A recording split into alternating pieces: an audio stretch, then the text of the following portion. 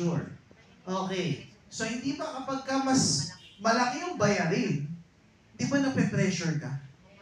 Oo. Yung financial pressure po, meron pong kakambal po yan.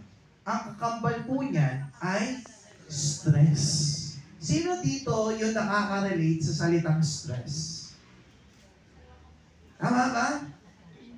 Tama. Buwan-buwan, nararamdaman mo yan. Lalo-lalo na kapag kapapatak na yung A15 at katapusan. Kasi nandyan po yung si Judy. Diba? Oo. Sa totoo lang, diba? Lumipas itong ating undas.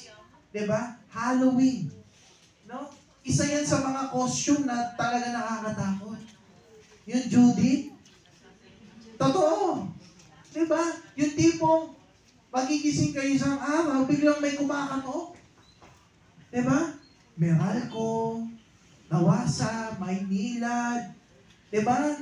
Yung telepono, internet. Tama? Ito makulit. Diba?